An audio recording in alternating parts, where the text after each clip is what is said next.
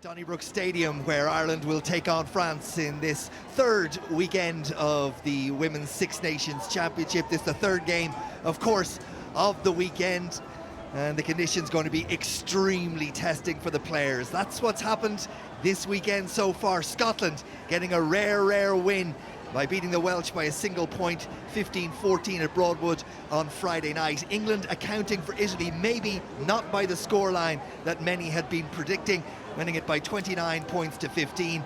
And Ireland, of course, facing France this afternoon here at Donnybrook with a 100% record from what they have done so far. England lead the way, having played that extra game. Ireland, with 2 bonus points, have the full 10 in second place, followed by France, and Wales, Scotland and Italy fill out the places from 4 to 6. And this one, really quite an interesting one, particularly with the World Cup being held, of course, here in Dublin and also in Belfast in 2017, the Women's World Cup, and Ireland and France drawn in the same group.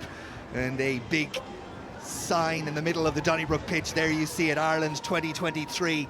Ireland and France, of course, both bidding to hold the Men's Rugby World Cup on their shores in 2023, but that is for the future. In the present, alongside me, Fiona Coughlin, a woman who's played in the Six Nations more than any other player, 58 caps alongside her name in the Six Nations alone. And Fiona, should be an interesting afternoon. Yeah, it's going to be an exciting day. First home game for Ireland, and they have a lot to improve on in the last 2 performances. I suppose going into this, France are probably better on the performances, but Ireland are above them with the wins. So yeah, it's definitely going to be interesting. I think that weather and the wind there is going to be a great leveler, and it's going to be who adjusts to it better that's going to get a better change out of it. Well, the French started their campaign losing by 26 points to 13 against England. They then went on to demolish Scotland by 55 points to 0, and that's the sort of level that we expect to see them at, ranked, of course, number 4 in the world. Ireland, the 5th ranked team in the world, beating Scotland by 22 points to 15 in their first game, and then it was a tough job against the Italians, but they prevailed in the end quite comfortably. And the French make their way to in front of the stand here at Donnybrook as we await the Irish side, led by Paula Fitzpatrick, who wins her 29th international cap.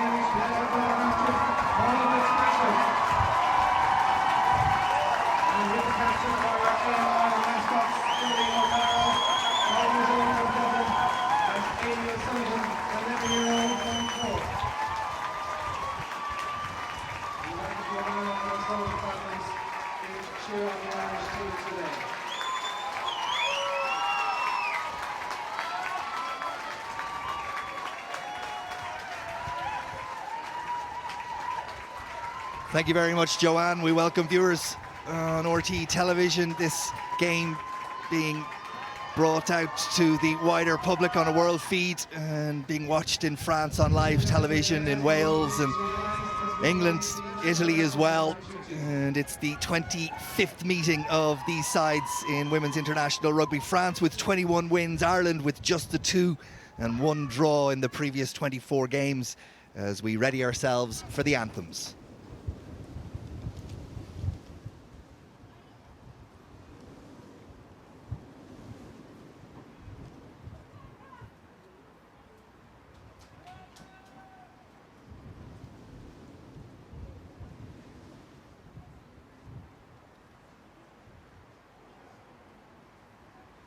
Well, we ready ourselves for the anthems, but there is no sign as of yet. It's a blustery, dirty day in Dublin, and the wind is howling in through the stands. It's a real tester for the players. You think particularly of the goal kickers, and the French have decided to take matters into their own hands and sing their anthem.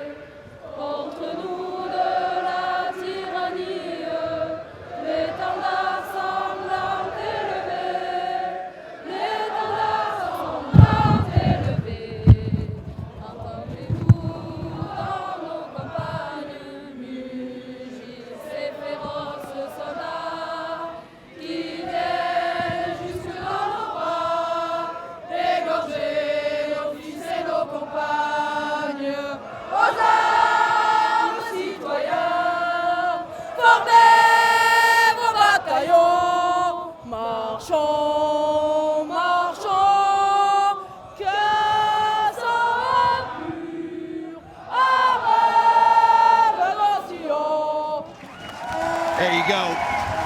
well done to the team and their supporters for picking it up when the tape recorder let us down.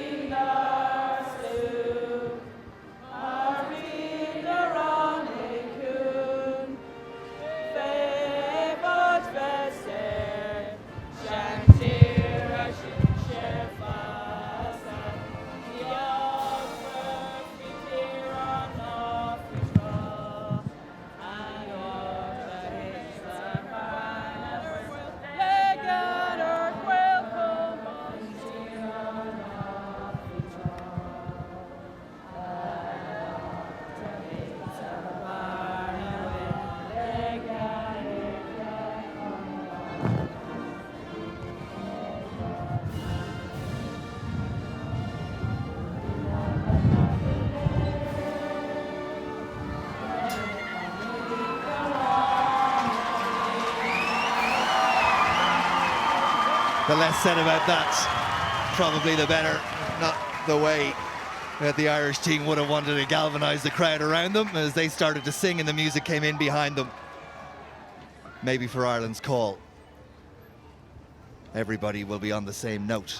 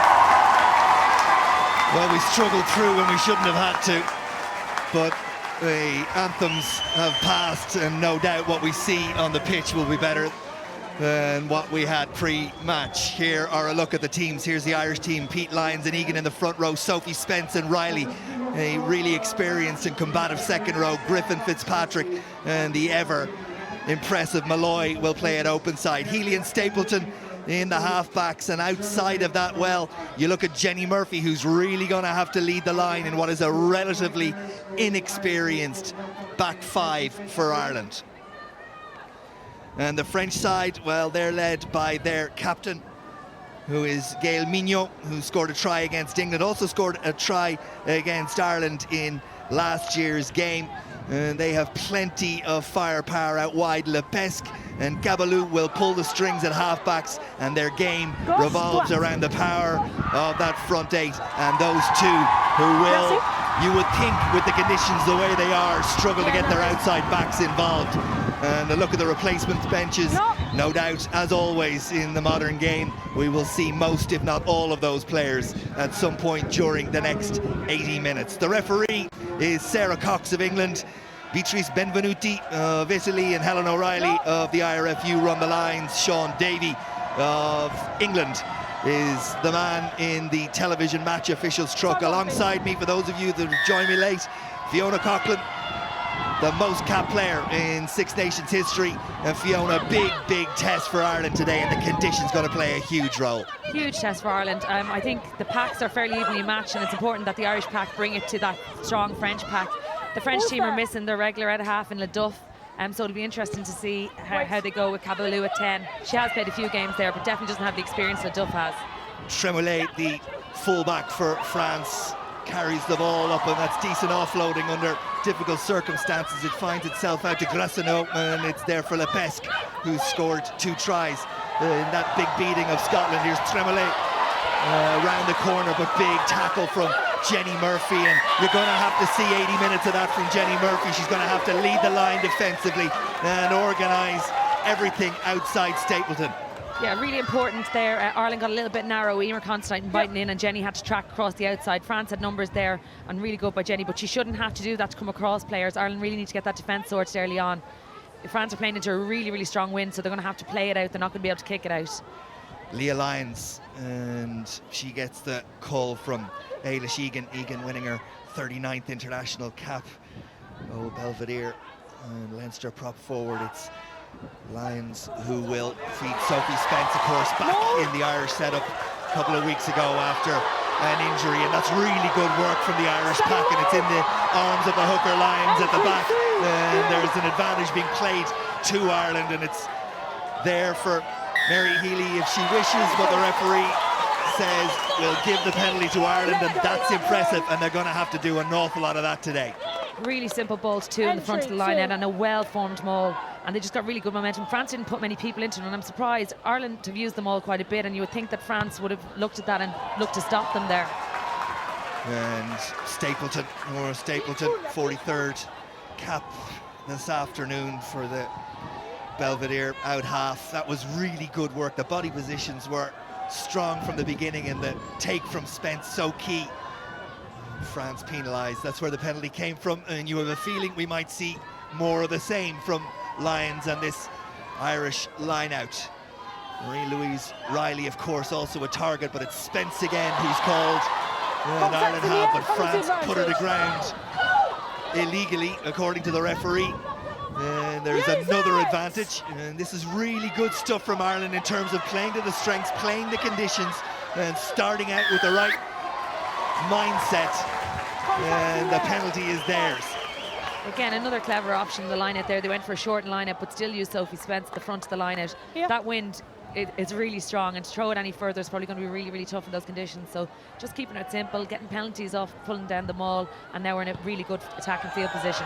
Yeah, and Stapleton again nudges it up the line, and Ireland will have, what, a third line out in the opening 3 minutes, and a chance maybe to look to strike from deep inside French territory. Remember the context of this game, with a World Cup coming in August. Ireland, who are ranked 5th in the world at the moment, up against France, who are ranked 4th in the world, and these sides will play in the final group game of Pool C on the 17th of August at 7:45, and really psychologically today will do so much for the winner heading towards that showdown. Of course, Australia and Japan complete that group. Australia ranked number 6 in the world, so very competitive. Option is to go to Marie-Louise Riley, and Riley comes even around the corner, and that's really good variation from Ireland. Now, where can they go from here? Healy says, you go ahead and keep it up forwards, which they do.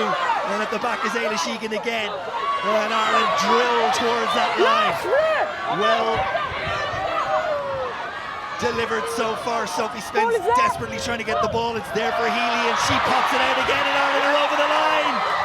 Can they ground the ball? Referee says no. France doing so well defensively. Sophie Spence screaming at the referee to look, but she's called it, and Fitzpatrick in as well, and referee Cox doesn't want to know about going to the television match official. No, that was again really good variation by Ireland. Up at 2 using Maz Riley, then coming around the front with Eilish Egan. Really good control and recycled ball. I do think it was held up there. Leah Lyons going over the line. She was definitely a French player underneath her. Decent crowds have made their way in, including a significant number of French who have made their way from the Aviva yesterday. Ireland scrum, Fitzpatrick, Healy now, Jenny Murphy. Big hit on Murphy, but she does well to retain the ball. Tackle came in from Mayon. Ireland continue. This time it's Griffin who carries. And Griffin turns and leaves for Healy. And Spence uses those strong legs to try and get there, but the referee seen a knock on, and France survive Ireland's opening onslaught. 5.5 minutes of Ireland trucking it up through line-out mauls and bashing away at the fringes, but the French survive.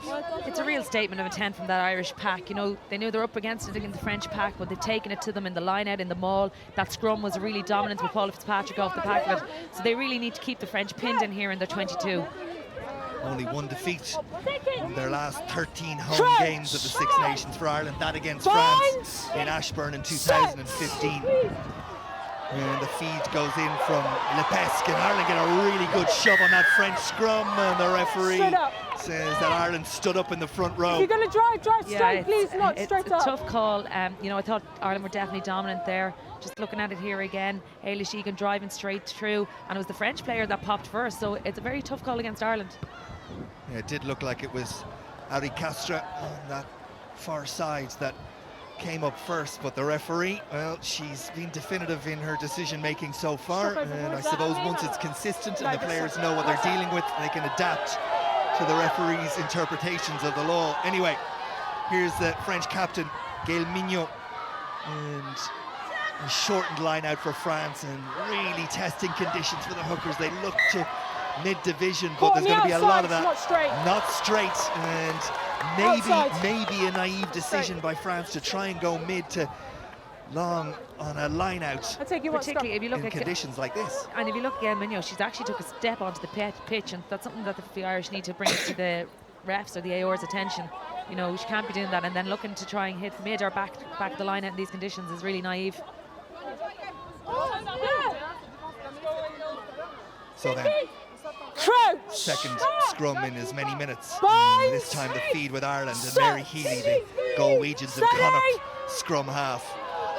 And Fitzpatrick will control at the back of that line out through Spence to Fitzpatrick and Stapleton, and that was going nowhere. And Jenny Murphy forced to go back, but she finds a gap, and Murphy's away. That's a good tackle from the outside centre, Lagadenos, but it's still there for Stapleton, and wide it goes, and France crab across, but really good work for Jenny Murphy after a dreadful pass that was swept away by the wind. Malloy digs it out and sends it to Fitzpatrick, who barrels her way forward for 6 or 7 metres, and Healy feeds Eilish Egan, and Egan has Murphy on her shoulder, and Spence there to step over the ball and present for Healy once again, and there's a penalty as France infringe.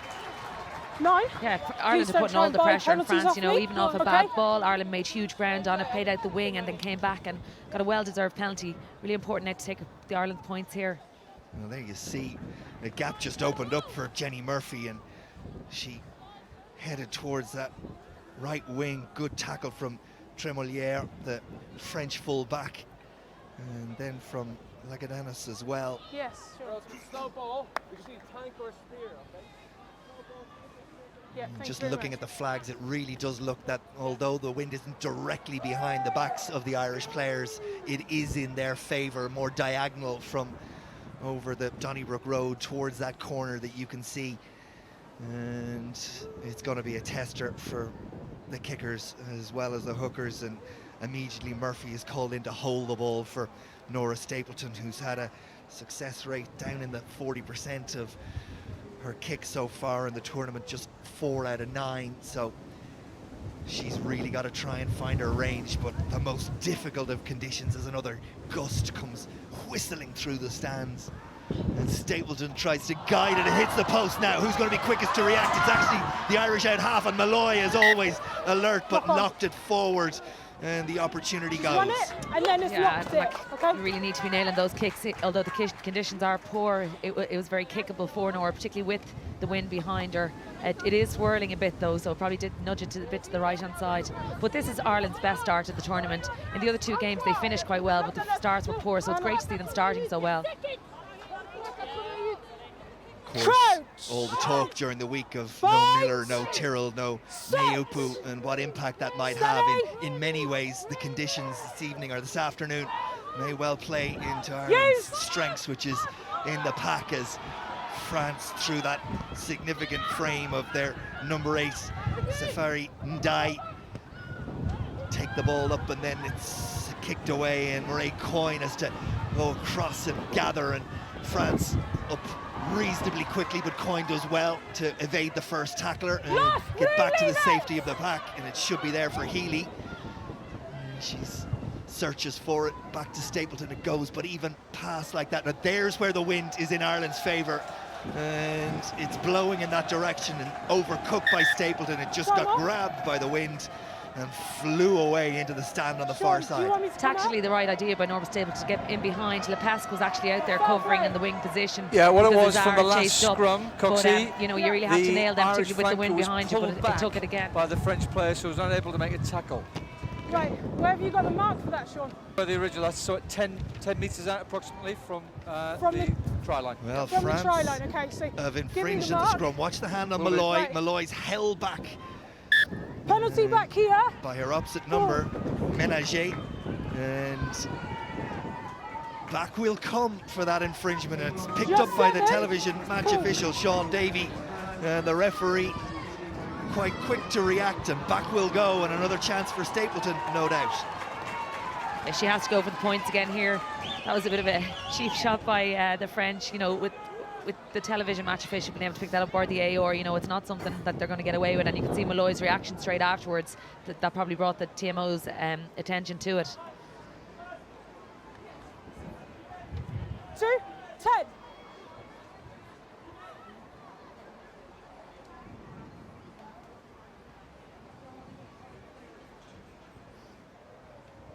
So we'll all settle down, and Jenny Murphy will be asked to hold again for Nora Stapleton.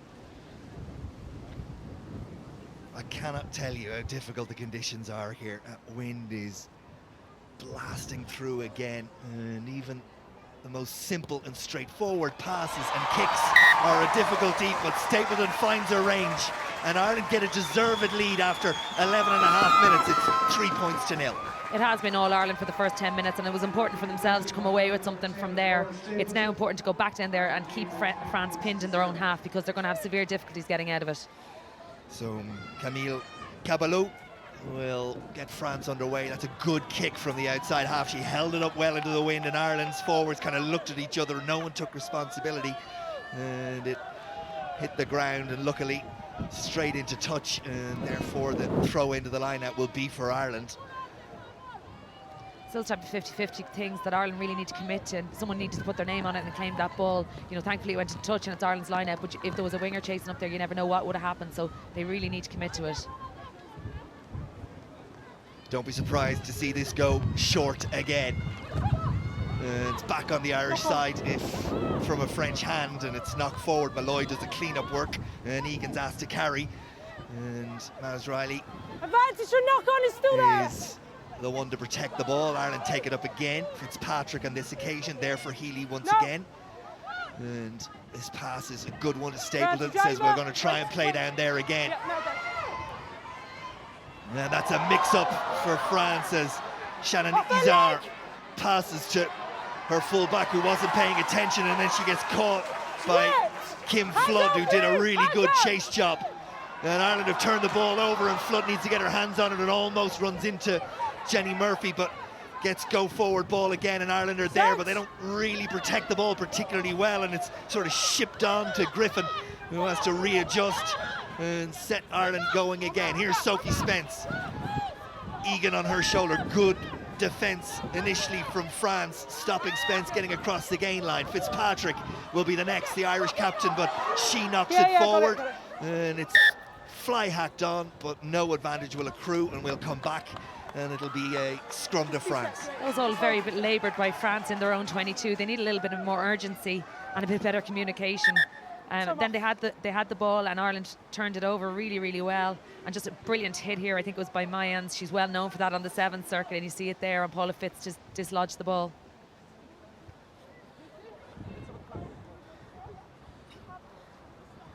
A couple of bumps and bruises on both sides. Specifically stopped for the injury. I think it is Mayans who's down after that hit. It's difficult to see her. Or is it Mignon? Is it the captain? What a leader she's been for that French team since she came in as captain. Yeah. She's hardy. There'll be no moving her off the pitch anyway. it's interesting with France. They actually just got new coaches in Time in January. Laporte came in as the president of the union, and the old coaches were fired, and Charouk and Lieberman came as the coaches. So they've only had a short amount of time together, and you know, it's tough. They had a tough loss to England. They were leading at half-time, and then to lose it, and then in front of a huge home crowd, they went out and pummeled Scotland 55-0. So ladies, right, stand up. they still please. probably aren't Stand as up. cohesive Break. with their new management Okay. and things like that, but You they need have a to very readjust strong and it soon, experienced please, okay? squad. Referee just having a word with the front rows. Of course, the French following the English women to professionalism at the start of next season. Not Crouch. fully pro yet, but are all but in name. Yeah, Set. they have a couple of contracted players there that would have been with the Sevens that are still probably contracted, and then they'll all go fully pro next season. That's a terrific effort again from the Irish 8. Really impressive work. France, though, rescued the situation and look to break out of defence. They're going to have to do it by hand. They know they are, and it's a knock forward from Grasseneau, and Ireland will have the put in to the next scrum, and all sorts of plaudits there for Claire McLaughlin, just winning her 6th cap. Big defensive effort from her as France tried to play, as they have to, out of defence with the ball in hand. Brilliant Irish scrum. The Irish backs still getting a little bit narrow. You know, I wonder if Poublon had just drawn and passed, there would have been space outside for the French team. She chose to ride the tackle and get out of the tackle and then pop it off, so there probably wasn't as much space left. Emer Considine just winning her 2nd cap, her first start on this left wing. Crouch. Also part of the defensive effort there. Here's Set. Healy again. And the front rows go down. Yeah, it's all right. Both just lost your feet. It's okay. Reset, please. Right, just stay up. Stay straight for me.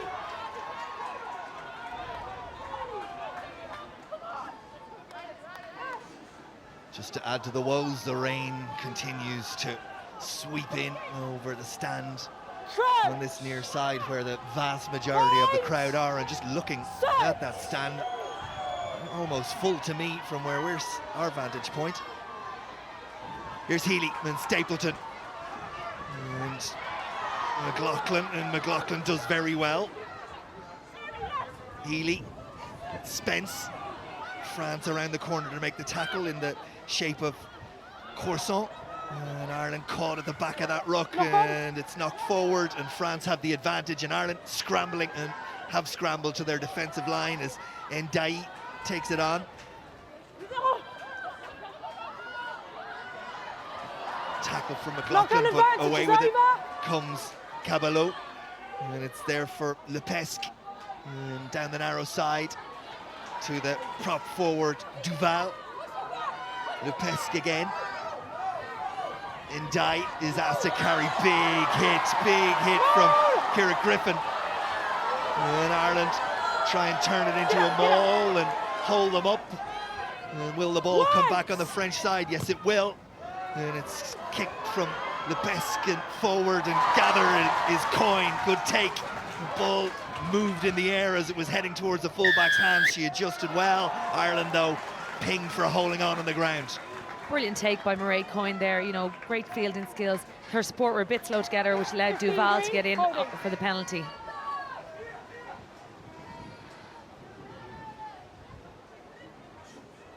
She got there, but was swallowed up by the French defenders, and Ireland not there in time. A rare chance for France inside the Irish half in this opening quarter as we head towards the 20-minute mark. And Gail Mignot, surely they'll go short, and surely Maz Riley will compete, which she has, and done really well. Healy is gathered up, and Ireland need to get there in numbers. They do. Leah Lyons has her hands on it. Maz Riley directs her around the corner. Malloy provides the cover. Griffin there as well. Fitzpatrick gets out of the way. Spence is on the shoulder as Griffin picks and goes and drives the legs and gets Ireland going forward. Healy to Stapleton, and Stapleton has Murphy coming back on the angle, and she's almost through Jenny Murphy. Held up, and France competing. The ball is there still for Ireland. Stapleton comes around the corner. All the players in front of her, though, had to hold on. Time for just a cool head or two from Ireland, and the experience of the forwards just to bash it up for a yard or two more and let the backs get themselves back into their shape. Malloy at the back again. It's Lyons, though, that picks and goes, and Egan provides the cover, and Healy will feed Stapleton, and down the ground it will go. Back there is Tremelier, fullback, who gathers really well, though Ireland chase well, and it's Coyne that puts the tackle in alongside Flood. France get in, and it's Florani who protects, and it's Mignot who will come and carry. French captain, that's a yard or two. Ireland a little bit soft around the fringe of that last ruck, but that's better defensive work from Ireland, and they force the French out on the far side. There's a real tenacity about this Irish side. The Irish pack are really taking ownership and control of it, you know, working through the phases, building the phases, kicking into territory. It really is their most controlled start so far. But not alone that, Fiona, I saw them live in Scotland, and I've seen the tape of the Italian game, but there's an intensity to what they're doing that they didn't show in either of those games, bar maybe the last 10 minutes against Scotland when they were really chasing. Yeah, I don't know whether it was because they probably expected to win those games, or maybe it was a bit of complacency, but there shouldn't be an international level, and they probably knew they're up against this French team that have come so well in the last 2 games. So, you know, it's brilliant to see, and it's some turnaround in a short space of time. Nothing focuses the mind like fear. That's it, and they've been galvanised, I think, this week as well by all the talk and the rumours that have been going around, and, you know, those type of things galvanise the squad as well. Here's Healy. Riley steps back inside, gets a bit of go forward ball for Ireland, and it's there for Healy once again, and Stapleton gathers, and Murphy, as she's been used on a couple of occasions, is dragged down by Poublin and Healy, and Malloy, who's as pure and open side as you're going to see in the game. She's put the ground behind the gain line, and Healy will dig it out again, and it's Lyons.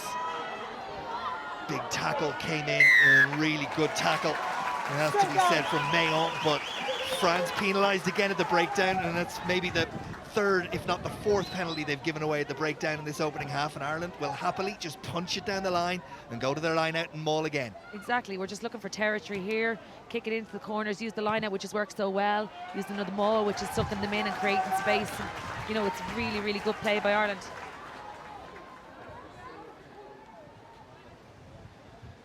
That's the French number 8, Safi Ndiaye, scored a try against Scotland, scored one against Ireland in the 2013 loss as well. She's a go-to player, and I think if Ireland can keep her quiet throughout the game, they've kept her quiet so well, it'll serve them well. You feel we'll see more of her in the second half than we've seen thus far in the first half. Ireland go to them all again, and it's taken on by Lyons at the back, and Healy says to Riley, they haven't committed. France defensively look to push on, which Ireland have done, and done really well. Just have to navigate themselves away from the touchline, which again they've done. Is it Fitzpatrick that has the ball in there? The Irish captain. It's a sea of bodies, but in the end, having got the momentum, France were able to snuff out the opportunity. Ireland not able to get the ball back, having moved them all forward, and the turnover goes to France. They started off really well in that maul. It was really well controlled, and then they got a bit too much momentum. That got a bit loose as they went on, and people just lost their shape, which allowed France to get in. Just that they built up a bit too much speed. France got in, went to ground, and scrum France. It's of course the 3rd match between these two countries this weekend, having started out on Friday night between the 20s, and Ireland victorious of course there and yesterday, and so far so good with a long way to go at Donnybrook on this Sunday lunchtime. Seconds please, in you go. Crouch, bind, set. So then Jade Lepesque will feed this French scrum, and Ireland again get the shove on, but Ndiaye able to come away, albeit Griffin was there to meet her on the gain line. Lepesque will dig it out, and France don't control, and Malloy so often the first to react, but she just spilled it forward. The first knock on though came from France, and the Irish crowd are getting behind their team. They appreciate the effort and the commitment that's gone in the opening 23 minutes. The one thing Ireland will feel is that for all that possession and territory and control, they only have 3 points to show. They're playing in the right part of the pitch, what it is to get something from playing down here. You know, the scrum has gone really well. I'm really impressed with it. That would have been one of France's strengths over the years, and to see Ireland now get on top of them is really impressive. Bind, set. So Healy's feet, and France Look to turn, but it's Fitzpatrick for Feely, or Healy, I should say, and then McLaughlin is used on the charge ball, and Jenny Murphy goes in to do the clean-out work. Malloy there also. Advantage. France, though, feel they've got this one turned Advantage over. is That's there, good work at the stolen. breakdown from France. And Ireland's opportunity gone. New advantage, hands in the ruck by Green. Ndai feeds, the relieving kick will find its way to touch just about, but the referee comes back for an infringement at the breakdown and offers France the penalty. That was another Best huge hit defence, from hold Lyons in. there. Her tackle Seconds, technique is hands in absolutely the ruck. outstanding, and she punishes every time, which causes the Irish team under a little bit of pressure, whether they knock on or allows France to get in on the ball. Yeah. France doing really good work at the breakdown there. And the kick into a wind will not allow it get to touch, and that's a real sign of just how strong the element is. As Fitzpatrick does well and sets it up, but it's there for Healy, and now it's taken on by Lindsay Peat, and there for Healy once more, and Stapleton and McLaughlin and Jenny Murphy. Hands out, Blue. Healy scampers around, will continue down the narrower of the two sides. Maz Riley was, well, she was the standing target there and forced right back from another big hit from the French in defence. If Ireland could go wide here, they do have numbers. Can they offload? Yes, they can. Another pass, and maybe there'll be an opportunity out wide for Coyne. And just as the ball was finding its way to the Irish fullback, I think she took an eye to see what was coming at her, and it just spilled away. Great play by the Irish team. Strong hit up there by Paula, and an offload to Lindsay Peat. She probably could have given it a fraction earlier, but the space was out there. Coyne really should have gathered that. And it is Lindsay Peat who's down and injured and requires attention. No, boss, we've got Fitzpatrick the, front also row down taking a anyway. knee, but that's just to fix a boot. And there's Mairead Coyne, Galwegians and Connacht full-back, winning her 10th international cap. That is Lindsay Peat, and another winning her 10th international cap. And the Irish management team with Tom Tierney in the middle of those three. I think he'd be happy enough with the first 25 minutes from the Irish squad, working through the phases, something that they haven't done to date, and just playing in the right position on the pitch. But as I said, we need to get points on the board as well.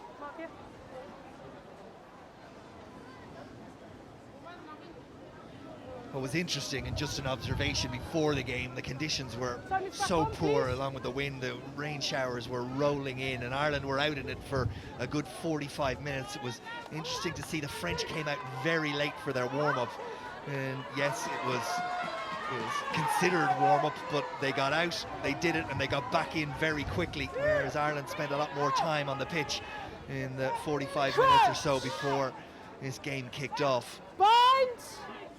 Set.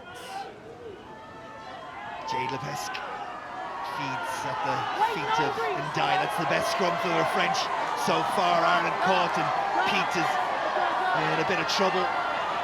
There'll be a penalty coming here, or will there? Yes, eventually it comes, and France's dominance, as we expected, is asserted there. But from an Irish perspective, they'll be hoping only momentarily, and no doubt the injury to Lindsay Peat, she wasn't fully readjusted and ready to go again, and France took full advantage. Yeah, Lindsay Peat was in at a really awkward angle there that allowed France to get right underneath her and drive their pair straight through. There's not a lot she could do when she was in at such a poor angle. Jessie Tremillier, the full-back, punches the ball up the touchline on this near side, and it's an injury for Ireland's full-back, Mairead Coyne.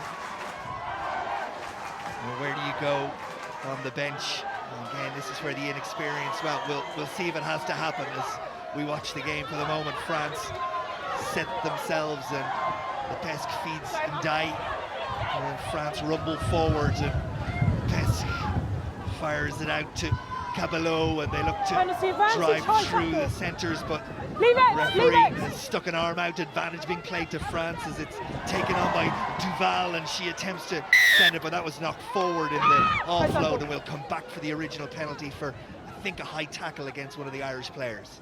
I don't think we're going to see much more of Mairead Coyne. She looks really to be struggling out there. It's a bandaged right knee before the game, and that seems to be, from this distance, what she's carrying right now in terms of an injury. France have declined the kick at goal. They've asked for a scrum. it's understandable kicking into a wind of that strength. You probably wouldn't make it, and their scrum, going on their last scrum, it's probably a wise decision. Just looking at the Irish bench in terms of the back line, substitutes, Muldoon, of course, the scrum half, Nicky Cohey, and then Louise Galvin, who would be coming in to win her first international cap. Talk about a baptism of fire. Yeah, you'd probably see Kim Flood move to full back and Louise Galvin go onto the wing. Kim has played a couple of games at full back, so she'd probably be best positioned there. And Coyne continues for the moment at least, and the front rows go down. Both slipped. Hey. Both gone, okay? Reset the scrum.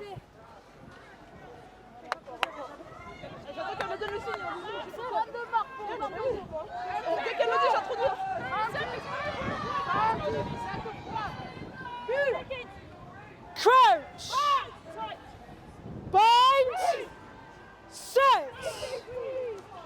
So then, Jay Lepesque and France, they had a good scrum the last time, and they've had another good scrum this time, and the penalty awarded, and don't be surprised to see them, through their captain Mignot, call for another scrum. Yeah. Scrum Again. Yeah, a wise decision. They had the upper hand in the last couple of scrums, and they would get something more out of this here. Can you see why the scrum has changed so significantly in the last couple? I think Ireland are a little bit higher than they were in the first couple, and France probably just found their mojo. They were very good scrummage inside. I'll give you a tap and move out of the way, okay? Can you do it?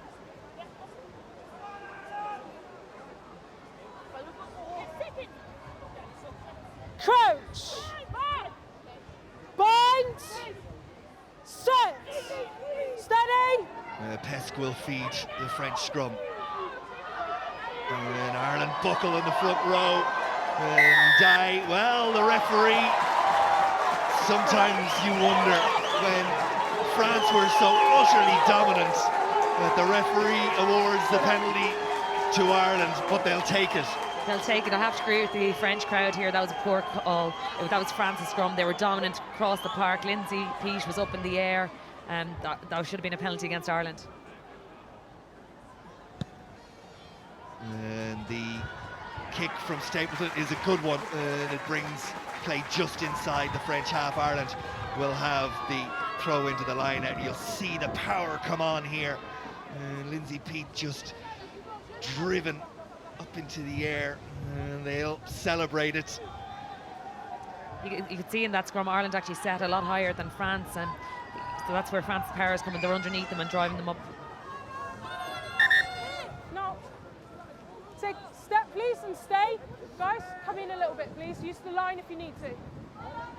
Just looking at Mairead Coyne, she's still out there, and seems like they're going to try and give her another couple of minutes to run it off. Malloy profits from a scrappy line out, but it's back on the Irish side, and it'll be taken up by Pete, and she drives the legs, gets Ireland going, and Healy will feed Fitzpatrick. Really quick delivery of the tackle from the ever impressive Marjorie Mayon, wearing the number 6 shirt for France.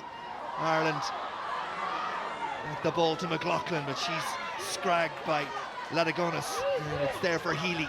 Sophie Spence comes at pace, but looking for the gap, forgot about the ball. It's knocked forward, scrum to France, and what started with intensity and accuracy has started just to unravel a little bit from an Irish perspective as France exert more pressure and come into the game. Again, we just see that brilliant tackle by Marjorie Mayon. She really is textbook tackler. Yeah, Sophie Spence looking for the gap before she gathered the ball to see what options she had, but really in conditions like this, you have to claim that ball first.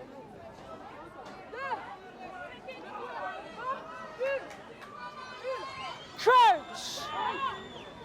Bind. Set. Have you got right? Take a step. Right, 2 seconds. Take a step. Please stay strong. Okay. Please wait until the ball comes in. Okay. Yes, we've had that conversation. Thank you. Clear instructions there from Sarah Cox around the scrum. We certainly don't want to be messing around at scrum. There's been a few too many resets in the last couple of scrums. Crouch. Face of Jade Lepesque, picture of concentration. Waits for the signal from referee, which she gets, and that's a better scrum from her. It's a real battle in the scrum from both sides. Caballot will bring it back inside is the run of Poule Blanc, and then Lepesque in the second row. Forlani is asked to carry, good tackle from Griffin, and Ndai is met by Sophie Spence, but not before the number 8 gets really good forward ball. Ireland competing now, told to get their hands off it. Well, they've been warned not once, not twice, but 3 times. Right, forms over the top of you. Hands. Ayla Sheegan throws her hands to the sky as if to say, I was on my feet. It's immaterial, really. It was good communication from the referee. She told her to take her hands off. Knew the penalty was coming. Great carry here from Ndai, and brilliant tackle by Sophie Spence.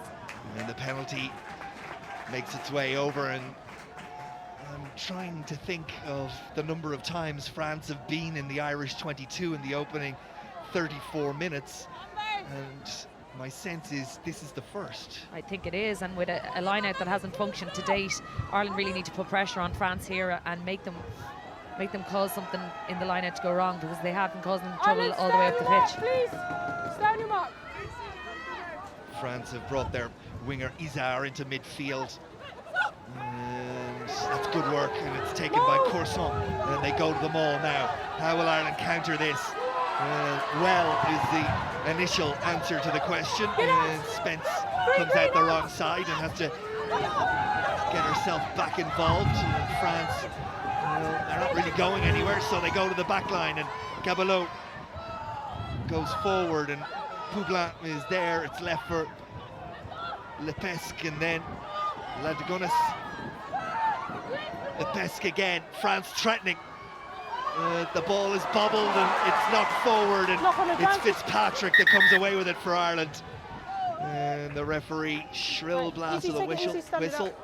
I think one of the players that was underneath that had been hurt, and her concern was to make sure it didn't continue. That was good defence of the French maul. The French maul is an ominous thing that they score a lot of tries off, and I thought Ireland defended it quite well. They got numbers in and strength on, and France didn't go anywhere, that they had to use their back line, and good defensive line speed by Ireland that they put France under pressure to bobble the ball. Surprised France aren't having a look at their blindside Simon! flanker, Marjorie Simon! Mayon. She seemed to take a bang there, was very slow to get back up. And now the medical staff are being called in, but it's not for her. I think it's Caballot, the outside half. Yeah, she's got cut on the forehead, but Mayon seemed to me to take a bang, but they're close to it down there, and the medical staff now into the pack just to make sure everybody's okay. Your assessment of this first half, Fiona? Will Ireland feel happy with what they've achieved, or do you still feel with that just 3 points they'll believe they should have had more? I think they'll be disappointed not coming away with more points, but it has been all Ireland up until the last 5 minutes. France coming into the game a little bit more, but now France can't put the phases together, and Ireland are putting them under great pressure with a good line speed, and if they keep that up into the second half, they will cause France more trouble. The only thing is France will have that option of the kick to get out of their own 22 in the second half. It's worth reiterating that even the most basic of skills is under significant scrutiny with these conditions. Gladly though, the last rain shower has passed over, and no doubt we'll get more. Healy feeds the Irish scrum, and again it's better from Ireland, although Fitzpatrick has to go, and the referee says there was a knock forward as Ireland were looking to take the ball from the back of that scrum, and it's handed the turnover to France. Handed the turnover to France in a really good position for them in the scrum. Here we see it again. And on, a slight knock on into the scrum as she's trying to get it back. That's the hooker needs to strike the ball back a little bit more, the flankers, to get the ball back to Fitzpatrick, that she doesn't have to go into the second row to try and get it. Bind! Set! So then Lepesque, as Ireland get the shove on, and Ndai has to take away quickly, and it's into the arms of Poule Blanc, who makes a couple of yards, and the clear out work is decent, but the ball is slow, and France will try and trundle it up through their packets in the arms of Aricastra, the prop forward at the back, and now it's offloaded to Ndai. An advantage being played to France, so they kind of have a free roll at this one as Corson is asked to carry, and that's a good tackle from McLaughlin. And it's there once again for Lebesque, and it's that woman who's been ever impressive for France, Mayon, but she's hit hard by Sophie Spence and sent back. Lebesque with slow ball, France still with penalty advantage. Spence forced to tackle again as France look to test Ireland around the fringes. And the pick and go from Audrey Forlani. No change there. Duval, prop forward, turns and tries to set them all, which France do well. And Ireland are going to have to commit defensively. A couple of people slip in the attempt to hold up that French maul, and they're ominously close to the Irish line now. And the referee gives France the penalty, and is she going to penalise Ireland further with a yellow card? It looks like she is. Ireland, and it's the captain, Fitzpatrick, who's going to take the yellow card for the team, Paula Fitzpatrick, and that is, well, not quite a disaster, but a very significant moment in this game, you feel, as we head towards half-time. The penalty for France, and they're going to take a scrum, and they're down to 14, Ireland.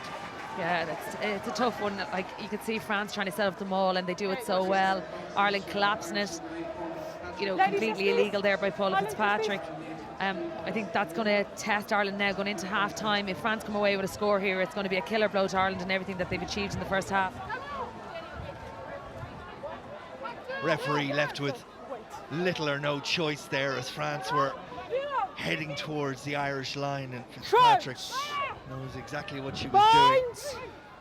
Yeah, the penalty was awarded, the scrum was taken, and it's at the feet of Ndai, and she will peel away and use her power to head towards the Irish line. The tackle comes in, France just about 4 meters away, and it's taken up again through the forwards. At the back is Mignot, but Ireland have done really well to stem the first effort. Can they stem the next?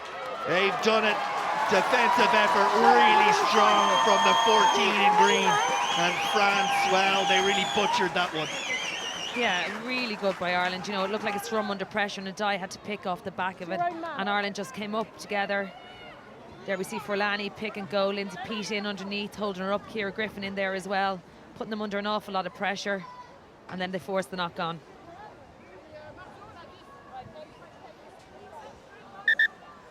Time off. Again, in a dangerous position here for Ireland in the scrum, with down to 7 players in that scrum. HIA is being called on Camille Cabalot, outside half for France. We've got time off. I think Poublon will step into 10 possibly. Poublon just adjusting, she is going into the pocket. Maureen Menage send coming her on, please, guys. Yeah, wearing number 22, the twin sister of the open side, Romain Menage. This is Marine Menage, and they are identical twins.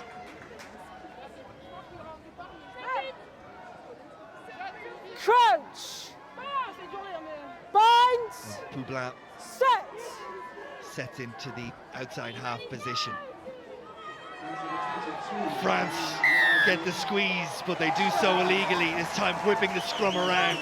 And whereas you might have said why the last time when France were dominant, pretty clear on that occasion as they try to whip that scrum around. And that should be that for this first half. Yeah, no, well, you got to do it on the Nora mark, Stapleton will kick to touch, and Ireland's 14 will head to the changing room. France's 15 in the opposite direction. It's been an arm wrestle in really difficult conditions, and it's finally poised. France will have the conditions at their backs in the second half. It couldn't be much tighter. The half-time score at Donnybrook is Ireland 3, France 0.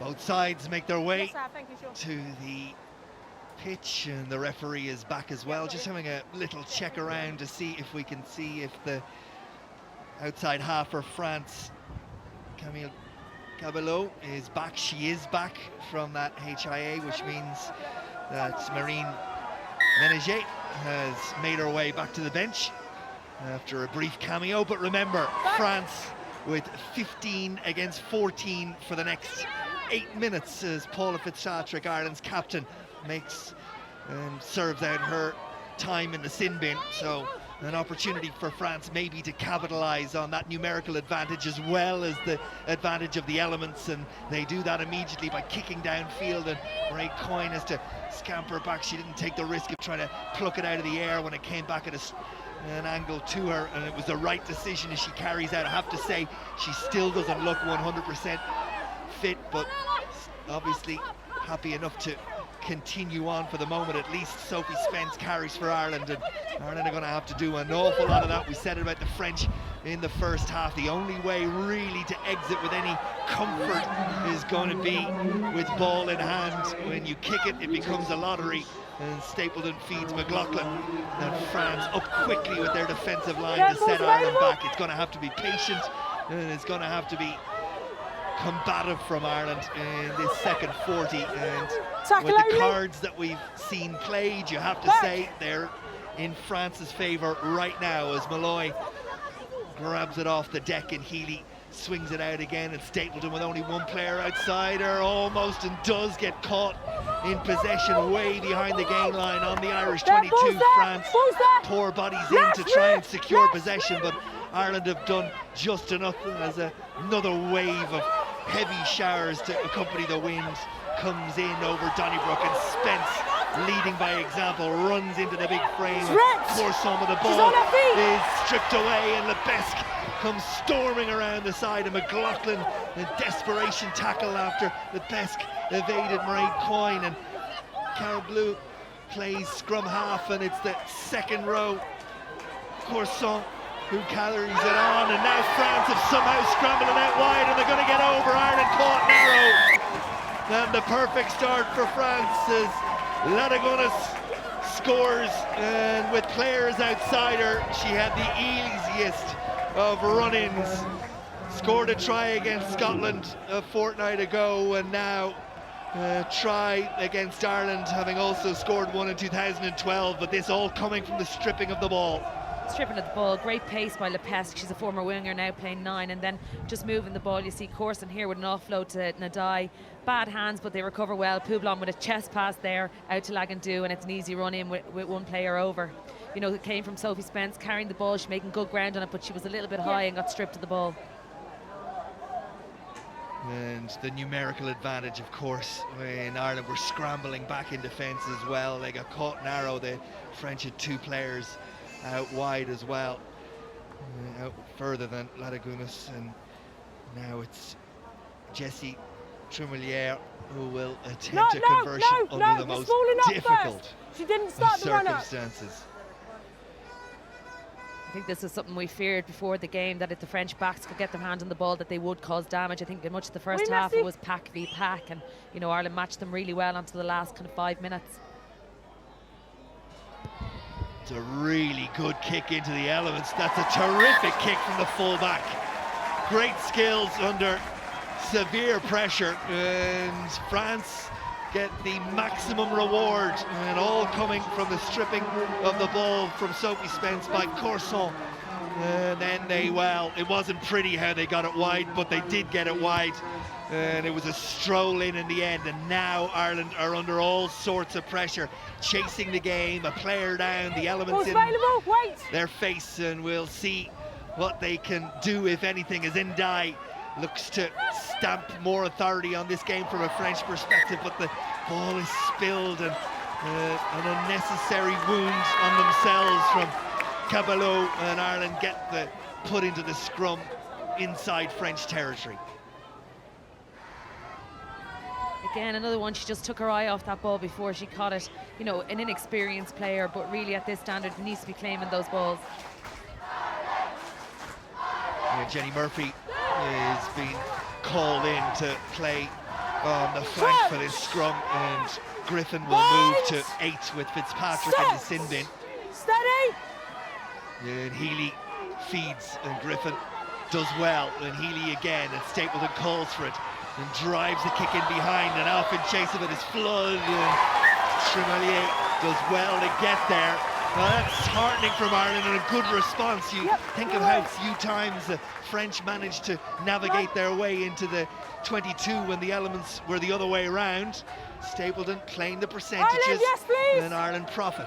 Yeah, it came from really good to see Jenny Murphy come in there on the side scrum when they need them. France did get the scrum up left, which made it difficult for Nora. She didn't have many options, but clever to keep the ball low on that grubber. I think if she kicked it up in the air, it could have gone anywhere, so keeping it low gave her more distance. Lines from Az Riley, and Malloy is there to receive, and Ireland try to set their maul. France looking to stop it early, but don't do it. That's good, patient, direct, intelligent work from the Irish pack, and they now get it going forward again, and it's really cohesive and well put together, and France are scrambling a bit, but they've done well, France, to get back and stop the flow, and now Ireland, we're going to have to deal with it, and they're being sent back to where they came from.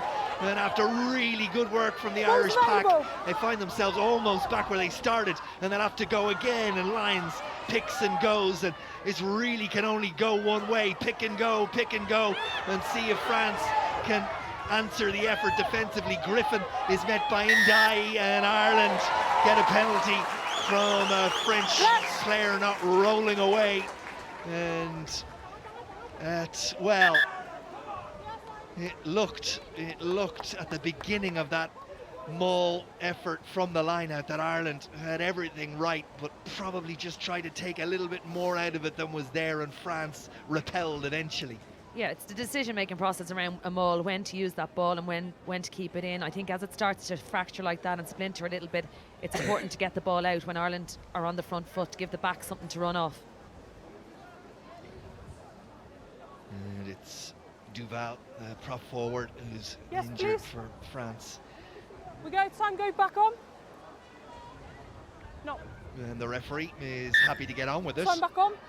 And despite the efforts of Mignot to get her to hold until her fellow front row forward is ready to play. Off. Medical staff trying to slow it down as well. Now Stapleton, not surprisingly, is going to the corner, and she'll try and get as much out of this as she can. It's about, what, 6 meters short of the French line, and we've seen the script for this one on a number of occasions today. It's now about the execution, and it's about whether France have figured out defensively how to hold this Irish maul so close into the line. Now the referee is going to wait for Duval. Let's go, please. Yeah, I don't think France would want to lose Duval at this stage, particularly about how important she's become in the scrum in the end of the first half and into the second half. Very, very heavily bandaged left foot, boot, ankle. It's all been taped up, and she seems okay to continue, but not sure how. Not an awful lot of mobility there, you would have thought. The call comes from Pete to Lyons. Big moment in this game for Ireland. Opportunities rare as Maz Riley rises high. Malloy goes in, and the maul is set, and at the back is Lyons. And Lyons peels away and almost gets there, but again it's a tackle from Neon, who stops her. Spence drives the legs. Sophie Spence held up maybe 2 meters short as Ireland try to reorganize again, and it's Lyons who has her hands on it, and she's got Pete on her shoulder, and France do enough to stop Ireland again. Where to from here? Another carry, it's Riley. And now it'll be sent to Stapleton. And Stapleton puts the head down, and Murphy tries to get in, and Flood, but it crabs cross field. Ball there, Malloy makes sure possession will go to Ireland again. 8 minutes into the second half, crowd on their feet, raise their voice. Spence carries. France puts Sophie Spence to ground, and then they compete, but they do so illegally, and Ireland have the penalty. And you get the feeling that all those that are out there, remember, it's still 15 against 14. all those that are out there realise just how important this moment might be in the context of the entire game. Yeah, this could be a deciding moment. You know, Ireland are on the top at the moment. They're really mature, controlled. Here we see Paula Fitzpatrick coming on at a key moment. You know, penalty here, decision what to do, whether you go for posts into a strong wind. Surely you take the scrum again if you... With your full 8 back in. Yeah.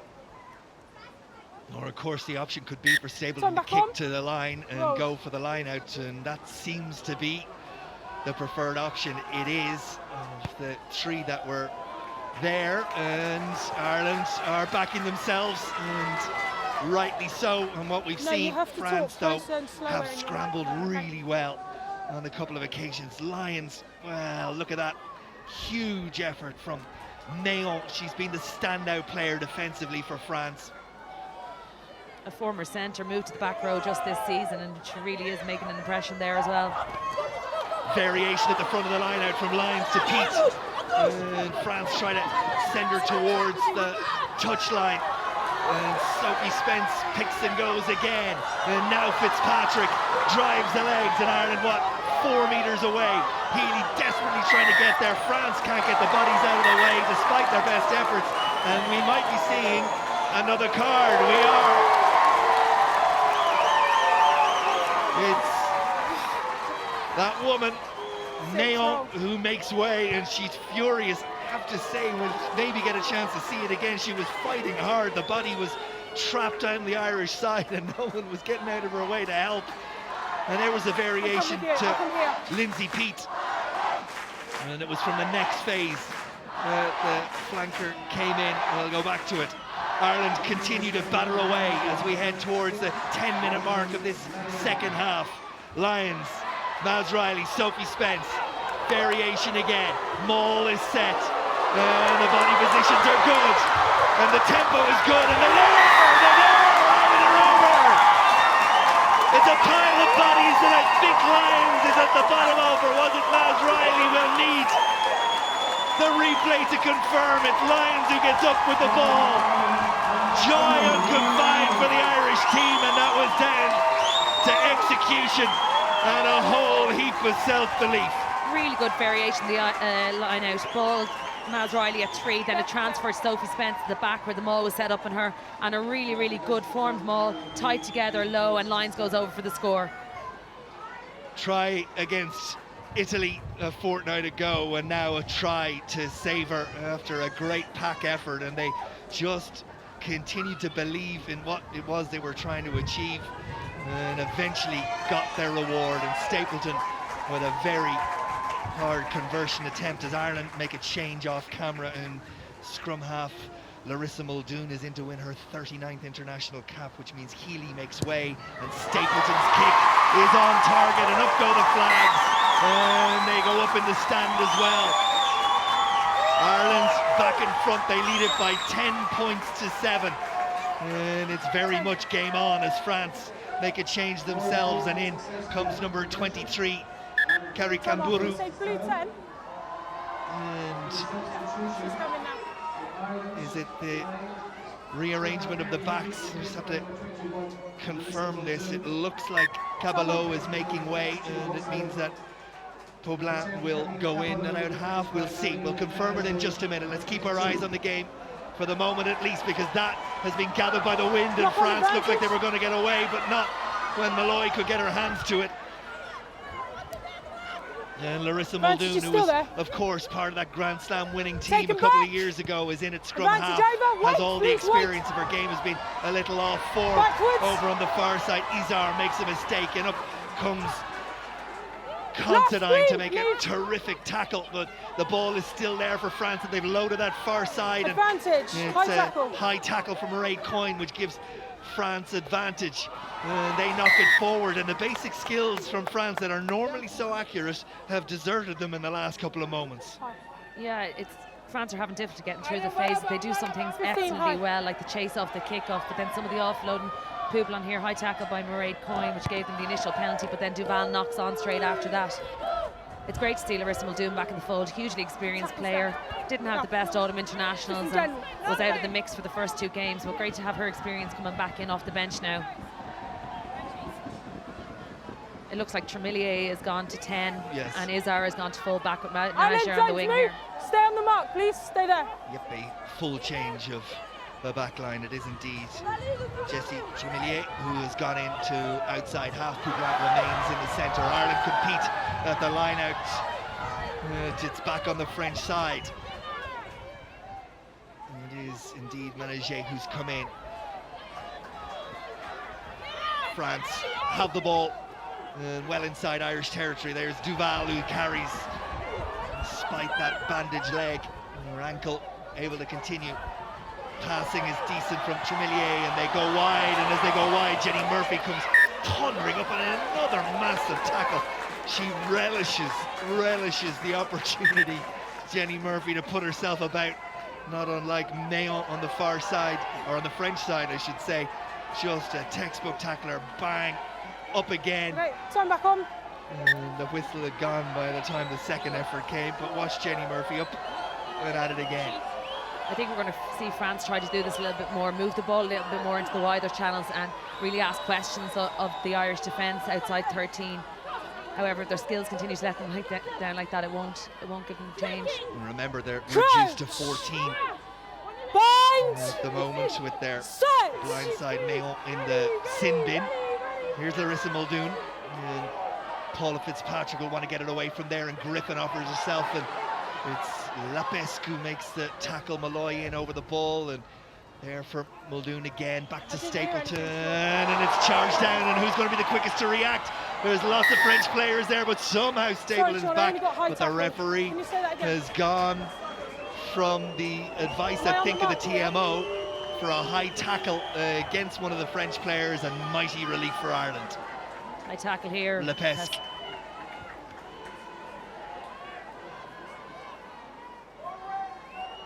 Nora Stapleton probably took a little bit too much time out of that before to get the kick away.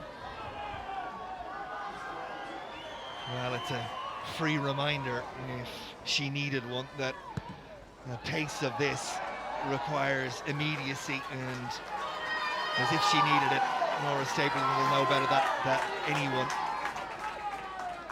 The wind also seems to have settled a little bit in Ireland's favour. Numbers. It's a job for you in mid-air, and you keep this up.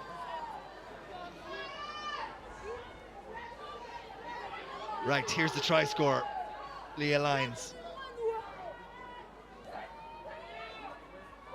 And Riley, that's been impressive all day long, the Irish line out. Knock on. Griffin carries, Muldoon barking out the orders. France competing as Stapleton just about gets the kick away, and Murphy's after this one. And it's taken really well by Izar over on that far side, and again Jenny Murphy, the work rate and the tackle count from Murphy is significant. There's advantage being played to France because Jenny Murphy was offside. She was. It's an eagerness to get up and make those hits, but you know, it's given away cheap field position to France when we had defensive line there. You see her here in the scrag and straight through there. It was when she got up from there, she engaged with the ball. That's a poor penalty from France with the wind behind them, not to make touch, and pin Ireland back is a bad mistake, and Coyne will take full advantage, and penalty comes to Ireland. I'm not quite sure what's happened to the France that we saw for the last 15 minutes of the second half, and the opening 5 minutes, or last 15 minutes of the first half, the first 5 minutes of the second half, they seem to have just started to fall apart. Basic errors, not something we're used to seeing from them. I think that Irish try is probably, you know, quieting them down a little bit and ask questions themselves, and they're doubting themselves now and not executing.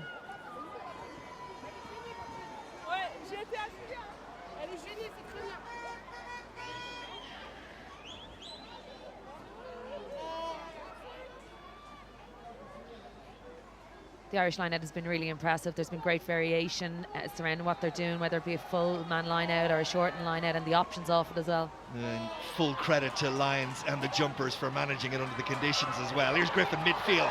Big carry from Ciara Griffin. Good clear out there for Muldoon and Stapleton and Murphy. And this is only going to go one way. Head down from Jenny Murphy. Tackle comes in from Poublan, ball presented by Murphy for Muldoon, and now Mags Riley will carry a little bit more upright than she would have liked, but the ball is there, and Stapleton has only one player outside her, who's McLaughlin, so she kicks for the corner. It's a really clever kick from Laura Stapleton. That is proper game management from the Irish out half and what was required. Really good vision to notice that the winger was up and the full back was out of position. Loads of space in there, and look at that, inch perfect, brilliant kick. Again, brilliant attacking position here off the line out, and the maul are going so well off the line out. Well, the wind has most definitely died in the last 15 minutes or so, and it's not flat calm by any stretch of the imagination, but it's far more manageable and less of an advantage, and that's messy from France. It's not straight, it's caught on the outside, okay? Their line out has been particularly poor throughout the game. This is going to give Ireland an enormous lift again. Find themselves in a position to attack in this second half. And we thought chances would be at a premium. They came down here, maybe 7 or 8 minutes ago and came away with a try. If they could do so again, well, this game would have a significant lead for the first time. Bind! Job to do though. Set. France's scrum has blown a bit hot and cold, but when it's hot, Ireland struggle to cope and they go after it. But Fitzpatrick will dig this one out. Remember, 8 against 7, and it's Lebesque who puts the tackle in on Fitzpatrick, and Mags Riley in to make sure the ball is made available for Ireland. Sophie Spence goes around the shoulder of the two sides, and Ireland cut down, but penalty again. France infringing at the breakdown. Not rolling away, and you have a feeling Stapleton will kick the corner. 7 roll. We'll have another line out maul. Yeah, it's very negative play by France around the ruck area. You know, it's tackler plus 1 in. Get out of the way if you're not doing anything. You're no benefit to your team on the ground like that, and you're giving away cheap penalties.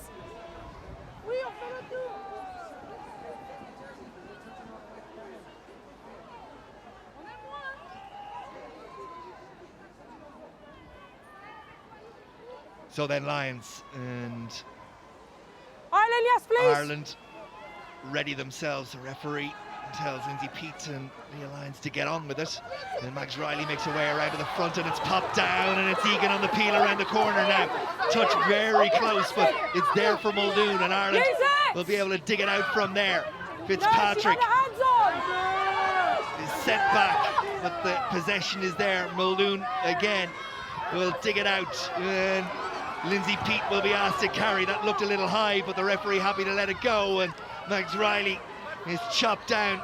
One of the French players taking a bang to the head. We'll go back for that. Stapleton, Fitzpatrick back inside, and then Stapleton does the clear out work. Muldoon, this is so much better from Ireland as Ailish Egan straightens the line, and McLaughlin goes in to make sure the ball comes back. Muldoon and Stapleton, and if they can spread it wide. Jenny Murphy though caught in possession. The tackle comes in from Marion Meunier, now Fitzpatrick, and now Peat, and good work from Ndai in defence. Muldoon will dig it out. Mags Riley waits, thought about the offload, takes the ball in. If it's quick, Ireland might have numbers out wide. Muldoon, Stapleton, they do have numbers. Can they go wide? They can. Taken by Flood, and Flood straightens, and this is good work from Ireland. Now 6 metres away. It's been a little bit lateral. They need someone to find a gap, and maybe Sophie Spence is the woman to do that. Penalty advantage to Ireland. They have a free roll. The game may well be on the line here. Fitzpatrick will know it, and Ireland will want to take full advantage. It's really good. McLaughlin comes back in, up shoots Poublan to make the tackle. Advantage still there. Ireland now 3 metres away. Muldoon digs it out. Stapleton, there are numbers. Stapleton almost through. Ball offloaded. Where's it gone? It's gone to a French hand, but we'll come back again for the penalty. And Ireland putting their best passage of play together. The phases were there, the handling and the accuracy so much better. It's really controlled play by Ireland. They're working through the phases. They're all on the same page. You know, really good call here to go for the points, get something, come out of here with something, and then make France play back up the pitch. Would you have made that call as captain, go for the points rather than back to that corner again, and knowing that you have that advantage in the maul? No temptation to keep going? There would be, but they haven't got change off it over there in a while, so they've been here a little too long, so you want to get something out of it. Well, back into the game comes Mayon, and it means we'll have 15 against 15 for the last 17 or so minutes of this game. Let's go. You're going to have to go because you're starting to run out of time. Running out of time. Nora Stapleton takes the instruction from Cox, and she's keeping the hair out of her eyes. I think Ireland have really played to their strength today and used their pack really well, and the work ethic of their pack has been outstanding.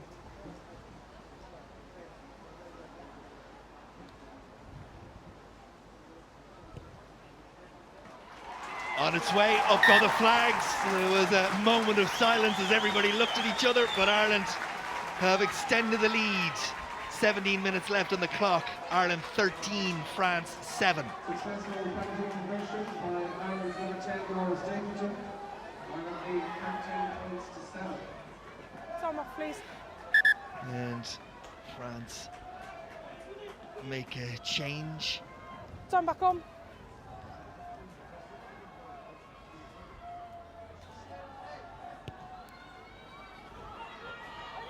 Fitzpatrick gathers. And France have made a change. They brought in their number 23, Karen Kaburu, and off has gone Duval. Inside! Use it! Normally see prop forwards wearing number 23, but there you go. Speaking of substitutes, here's Menje. He brings France up to the 22. Lepesque and Ndai, and a big tackle from Riley. Ball for France once more. Forlani carries, and Ireland are being forced back, and this is much better from France as they get the maul rolling. And Ireland set back on their heels. Lepesque gets the call from Ndai to go to the more open side. On her shoulder is Meunier. France in, and Ireland compete, but do so illegally, and there's a penalty there for France and an opportunity maybe have a kick at goal and reduce Please be that careful because lead you've been sin-binned once already, immediately okay? back to 3 points. No.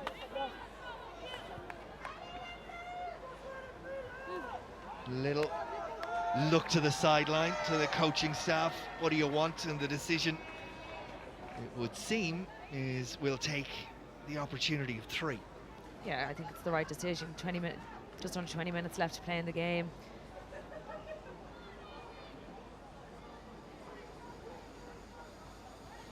Well, if the conversion attempt was anything to go by in far more blustery conditions, this one should be straightforward for Jessie Trumelier, who's now, of course, playing at outside half despite the number 15 on her shirt.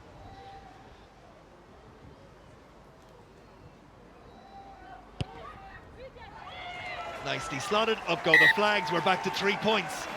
65.5 minutes gone, Ireland 13, France 10. It's finally poised. I think France have probably been a little bit naive in the way they've been playing the second half. They haven't really tested our back three, an inexperienced back three, and you know, I think they should be looking to kick in over our wings because there is space there, but they obviously haven't seen it. And Stapleton, well, you think she might go long here and try and pin France back, and the French making a, well, calamitous type of error from a restart. You just can't imagine what was going through Corson's head. She sort of paddled at that. At times, France are pressing the self-destruct button themselves, you know, not under a huge amount of pressure there. Yeah, probably the sun in her eyes a little bit, but that's a basic. Stand side on, running into the ball. Crouch! Bind! Kira Cooney readying herself to come in, and say it'll be Griffin that'll make way. Right, okay. Please reset. It'll be interesting to see whether Cooney goes into the second row and Spence might come out to the back row, which happened in the Italian game. Sure. Crouch! Well, they've been handed the Bind! platform inside Set. the French half. Ireland see if they can come away with anything. France get the squeeze on. Muldoon feeds. Fitzpatrick's going to have to deal with that and do it quickly, and she does well initially, but Well, I tell you, I guarantee you the French coaching staff afterwards will be having a word with Sarah Cox, asking her how she can have penalised them that number of times, when it would seem from where we are that the French have been dominant on those occasions. Yeah, they're crazy calls by Sarah Cox. She said going in at the angle, if anything, the Irish player was in at the angle and the French player was driving straight. But Nora Stapleton, did she overcook it? She overcooked it. Well, if you're talking about basic errors, old Belvedere out half will be absolutely furious at herself for that, because it's handed a period of absolute advantage to Ireland back to France. Time is up. And it is Cooney who comes in for Griffin, and then changes for France as well. Dessay, wearing number 17, will come into the front row, which means that Erin Castro will make way. Turn back on. And also in the second row, it looks like a change as well. I think it's Forlani is coming out. We'll confirm that in a moment. Here's Mags Riley. Big hit. Forlani is confirmed as the one that makes way. Here's Nora Stapleton. Now, Malloy caught going backwards. And Ireland readjust well, and Muldoon will see the ball. 12 minutes left on the clock as Leah Lyons plays scrum half, and Sophie Spence, so athletic Spence when she gets going. Nice offload. That's the substitute Cooney on her shoulder. That's better from Ireland. Now, Coyne, little kick in behind. Where's this one off to? Referee and touch judge have a word, and it's gone in on the full, and more worryingly, right, Coyne is down again, and well, she has not been 100% since about 20 minutes into this game, and I think that will be that. You could see her right leg, as soon as she took the contact there, just buckled underneath her. Yeah, another bang straight into the knee. You know, you see Sophie Spence there at her best, breaking those lines, and a really good offload to Ciara Cooney on her shoulder, and we need her to continuously do that for the last 12 minutes. She looks like she's going to battle on Ireland again. on the line, please. Okay. Time on. On the line. I mean, she's barely able to support her weight on that right leg, and I wonder how long she can be left out there, because frankly, if anybody runs at her, she's going to be a defensive liability. Ireland competes in the line out, and it goes backwards on the French side, and they now go to their maul, and that's been a strong point in the last 15 or 20 minutes. But again, it's a mistake from France, and Ireland get the penalty turnover, and Nora Stapleton will get a chance to atone for the mistake earlier and kick Ireland deep into French territory. Didn't quite see the lift in the leg, but if it was, that's a basic error from France. Again, giving Ireland cheap field position when France were dominant going forward in that pack, in that moment. Well, let's see if we can see it. Okay, your 23 has lifted the leg of the Irish player. There it is. And then the ball has come down. It was a good call from the referee, and it was Karen Kaburu lifting the leg of her substitute Cooney. Don't let that sky fool you. There's some big dark clouds coming. We'll see the end of this game out. Ireland will try and keep the sunny side out and go to the maul and move forward. France Ball's available. Ball's available. push back, but the ball is there for Ireland, and they will be allowed to take up possession. It's big carry again. I think it was Egan on this occasion. Sophie Spence will pick and see if there's any change to be had around the side. France, though, have ripped the ball away again. Not the first time we've seen that happen, and they've turned it over, and an opportunity, albeit from deep inside their own territory, and Ireland are scampering back into defensive position. Stapleton makes the hit. Mags Riley there as well. Lebesque in now. France will surely, through Tremelier, go towards the Irish back three, and it's well gathered by Considine. For a moment it looked like herself and Coyne might get in each other's way, but Considine did really well.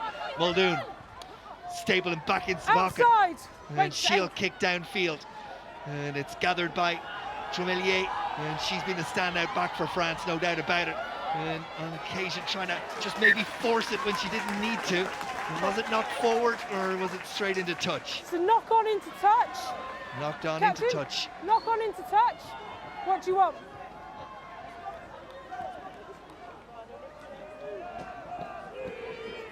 Yeah, time is off, that's fine. There's a change coming No, in no, the you've got an option. front to be row knocked again on for into France touch. as number We've got time 16, off for Caroline substitutions. Thomas comes in, and Mignot, the captain, will therefore go, and also 19, Laetitia Grande in. Captain? And no sign yet who's coming out for Grande. Who's captain now? Your captain's gone off. Who is it now? I don't know. I'm asking. Yes, time. It's okay. Time is off. Okay, we're making French subs. trying to sort out who their new captain is. You captain? Oh shit. And it seems like it's Lebesque. Okay. What? You can either have the line out or the scrub. Take the line out. French withdrawing. Ménager from the blindside flank to allow Grande to come in.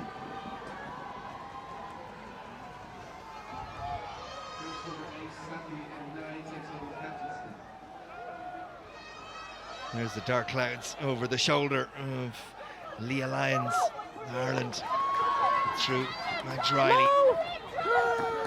Secure possession, and when they review the tape, they will take absolute pride in what they've done from the line out and that maul throughout the afternoon, when conditions were both appalling and acceptable. It's been equally impressive. Now, Muldoon says to Spence, you take it on, and Ireland just trying to strangle the life out of this game, and a bit like the men yesterday, feeling that they have the superiority and they can just play it tight, play it close, shut it down.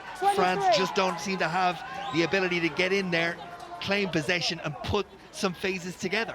I think France are definitely rattled now. The game hasn't gone the way that they wanted it, and particularly after the first 10 minutes of the second half, you know, we haven't seen much of them at all. One attack really is all we've seen from them, and Ireland are just boxing clever at the moment, you know, really playing to their strengths, kicking in for position. Here we are, France again negative at the breakdown, player not rolling away, and it just gives Ireland field position and a good line to go off a good line out again. Stapleton to the touchline, and the Alliance must roll quicker. will saunter up, and the pack in no particular hurry to get this done. Why would they be? 3-point lead, just 7 minutes left on the clock. They're in the right position on the pitch, and just want to control and see these last 7 minutes out, and just a momentary worry from that throw in that the ball wasn't going to go to an Irish hand, and I think it has gone to an Irish hand, but the French have created the maul now. Where is it? Is it there for Ireland? It's hit the ground. If they can't see it, then France will get the turnover. It's at the back, says the referee. Leah Lyons emerges and comes around the corner, and it's there for Pete to pick. On her shoulder is Cooney, and France make the tackles desperately, trying to get their hands on the ball. And the penalty is Ireland's, and it'll go to the corner again. And I have a feeling France are going to finish. They are going to finish this game with 14 players. Utter frustration is what caused that yellow card. And France, well, despondent, and Ireland, through Stapleton, will look to take full advantage as Corson makes her way to the sin bin. And that's much better from Nora Stapleton. It's huge pressure from Ireland that are causing France to get frustrated around the breakdown. Look at this, no even attempt to roll away from the player, and you know that's slowing down Ireland's ball, but they'll happily take those penalties and kick to touch and use their maul.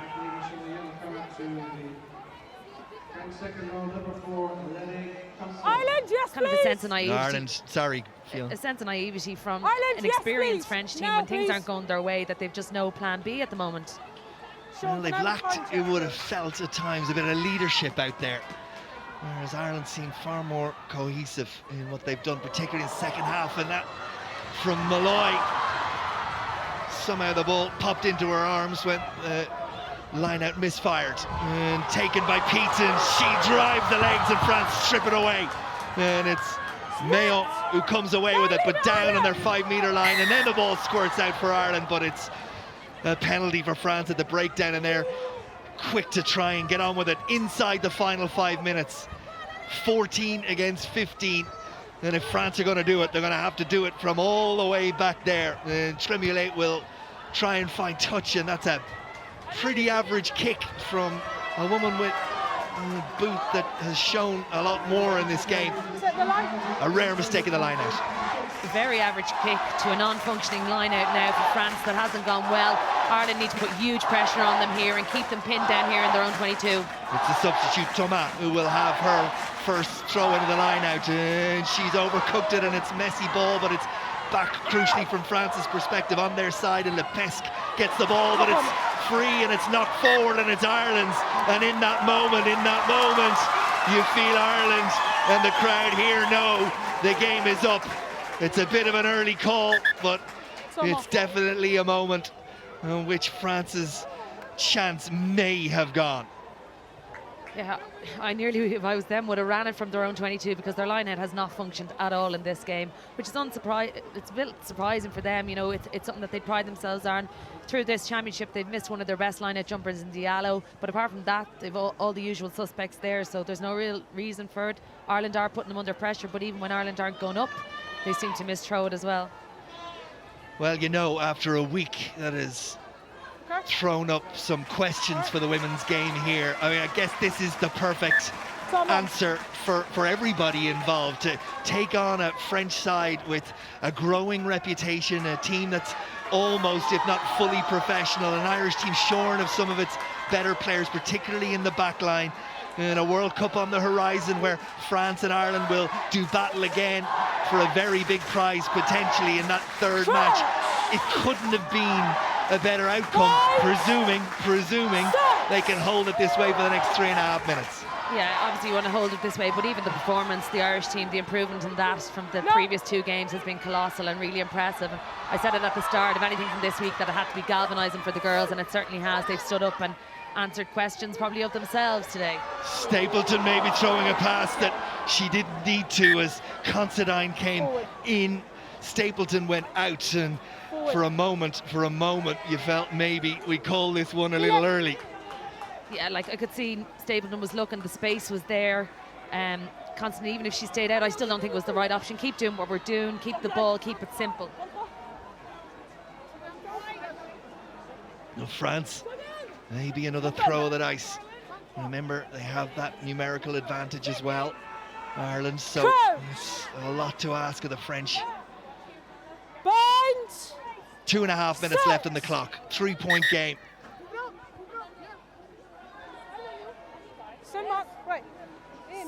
Sit back, okay? Wait until the ball comes in. All the time, the clock ticks on, and Ada Sheegan in that Irish front row, along with scrum half Larissa Muldoon, will be happy to take as much as they can out of this. Crouch! Bind! Set! 3,886 official attendance as France throw one last go at this, and Ireland scramble back, and the ball is with Ireland, and Sophie Spence gathers it and bashes her way into the French defenders, and Muldoon and Ireland through Maz Riley will just look to see this one out now. Nothing required other than to play the game down there, and Stapleton looks to execute, and my, has she done it well. Well, if you were going to be critical of a penalty that should have gone into territory that kept France pinned back, you have to stand back and say that was top drawer. Yeah, some of her kick and open play has absolutely been outstanding. She spotted where the space is and she puts it into the corner. But just before that, that was so typically French. Brilliant off the back of a going scrum. Safi Nadai out to Lepesque. Brilliant by Grassino down the wing. And then she just flings the ball away to an Irish player. That's when not to offload.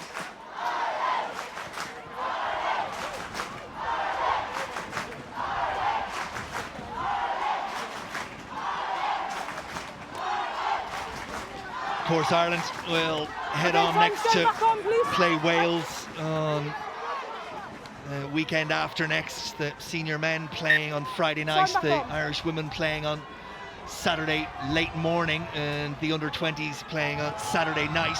So it'll just tap the hands. be Wales for Ireland next, and then of course England at home here Just out of the On hands. St. Patrick's Day, the French move on to take Italy away, and then Wales at home in their final Just game. about, yeah.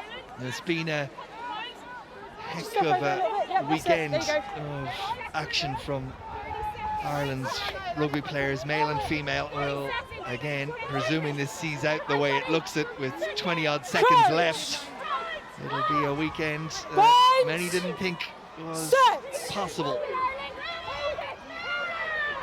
Lebesque's Ireland scrum feeds an effort against Ndai and France, and we are Use it! heading towards the last passage of play. Thank you very much. Lebesque, they'll have to keep the ball in hand. Next time it goes dead, the referee will blow the final whistle. And they're at their 22. They'll have to go wide, and going wide is risky. We've seen it. Great tackle from McLaughlin. Murphy up to complete the job. France, though, still can see the ball, and they have possession. Go down the narrow side. Stapleton makes the tackle. Along with Jenny Murphy, Muldoon is there, but also O'Regan and Pete. There, let go, 3. And France all of a sudden have a sense of urgency and a bit more accuracy about them. Jenny Murphy, her terrific tackle. Defiant tackle. Lebesque, Tremoulet, now they go wide. Big tackle from McLaughlin. She's taken a bang there, and there's a bit of concern there for Claire McLaughlin. She met that one full on. The France get a penalty, look to take it quickly, but Lebesque will be called back. You can't be Thankfully, me. Claire McLaughlin's okay. Play, if you kick it out, that's it. Well, you heard the referee, kick it out and it's over. So Ireland march forward to their 10-metre line. That's where they'll defend from. Ndai, last throw of the dice. Lebesque, Irish player, 2 Irish players on the ground, but France somehow managed to throw it behind them. Larissa Muldoon is over there. So is the captain, Fitzpatrick. Has it been turned over? It has, it has. And look at those faces. And it tells you everything you need to know. Against the odds, Ireland have done it. They've beaten France at Donnybrook, and they'll march on with a proud record, 100% record in the Six Nations of 2017. It's finished at Donnybrook on a scoreline of Ireland 13, France 10.